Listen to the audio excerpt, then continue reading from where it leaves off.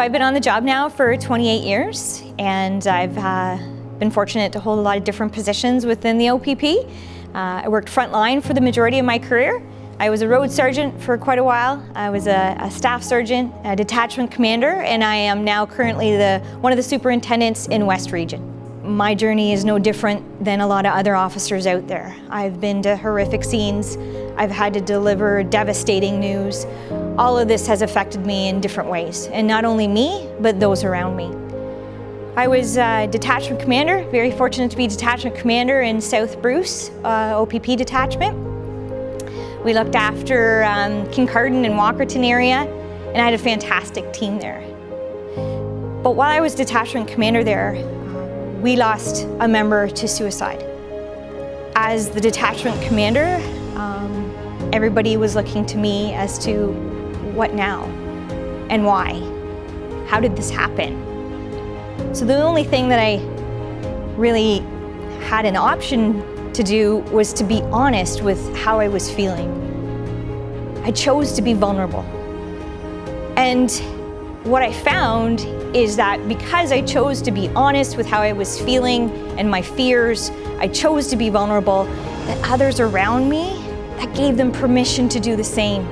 But when you get into certain ranks and roles, it's difficult. It's almost you need a skill to ask for help. But that's doable. And when you do that, you give others around you to do the same. And that's really the only reason that I made it through that tragedy, is because of the others that supported me.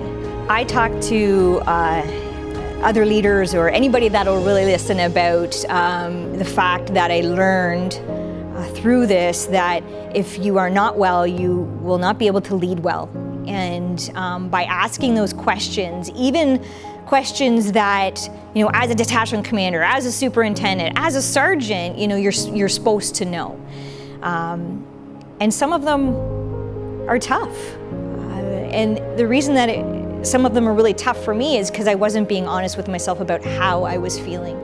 And so I really advocate about, you have to be in touch with how you're feeling, have that self-awareness, and it's okay to be vulnerable.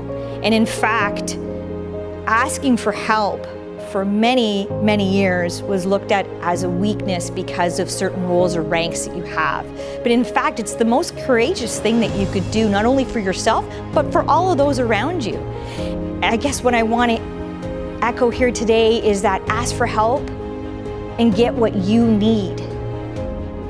And realize that by being honest with how you feel, what you need may change by the minute or by the hour, by the rank, by the role, but get what you need. Whether that be a therapist, a counselor, a coworker, a peer supporter, get what you need.